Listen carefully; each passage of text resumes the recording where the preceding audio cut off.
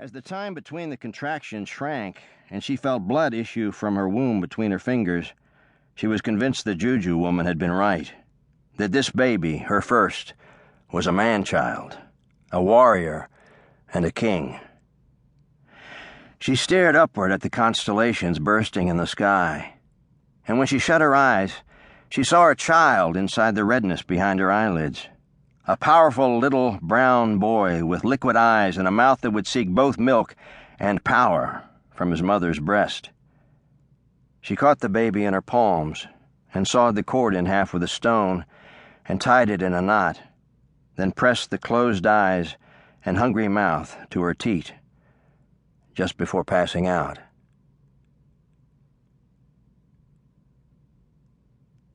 The dawn broke hard and cold. A yellow light that burst inside the woods and exposed her hiding place and brought no warmth or release from the misery in her bones.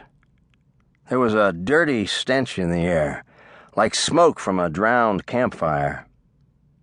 She heard the dogs again, and when she rose to her feet, the pain inside her told her she would never outrun them. "Learn from critters," her mother had always said. "They know God's way. Don't never ask Master or his family or the men he hired to tell you the truth. Whatever they teach us is wrong, girl. Never forget that lesson," her mother had said. The doe always leads the hunter away from the fawn, Sari thought. That's what God taught the doe, her mother had said.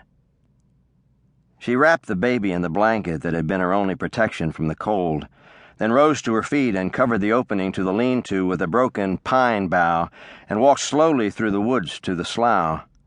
She stepped into the water, felt it rush inside her shoes and over her ankles, then worked her way downstream toward the river. In the distance she heard axes knocking into wood and smelled smoke from a stump fire, and the fact that the work of the plantation went on rhythmically, not missing a beat, in spite of her child's birth and possible death, reminded her once again of her own insignificance and the words Master had used to her yesterday afternoon.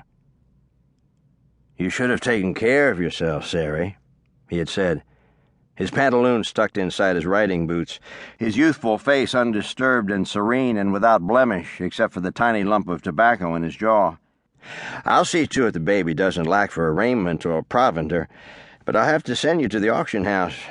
You're not an ordinary nigger, Sari. You won't be anything but trouble. I'm sorry it worked out this way."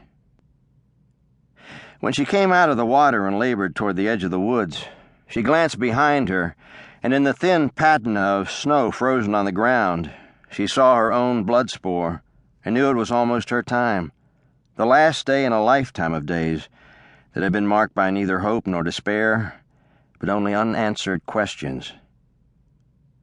Where was the green place they had all come from?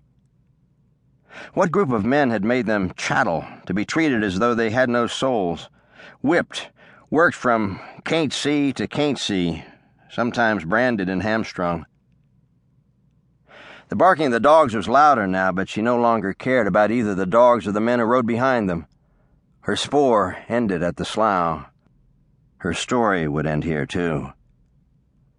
The child was another matter. She touched the juju bag tied around her neck and prayed she and the child would be together by nightfall, in the warm, green place where lions lay on the beaches by a great sea. But now she was too tired to think about any of it. She stood on the edge of the trees, the sunlight breaking on her face, then sat down heavily in the grass, the tops of her shoes dark with her blood. Through a red haze, she saw a man in a stovepipe hat and dirty white breeches ride over a hillock behind his dogs, two other mounted men behind him, their horses steaming in the sunshine. The dogs surrounded her, circling, snuffing in the grass, their bodies bumping against one another, but they made no move against her person. The man in the stovepipe hat reined his horse and got down and looked with exasperation at his two companions. "Get these dogs out of here.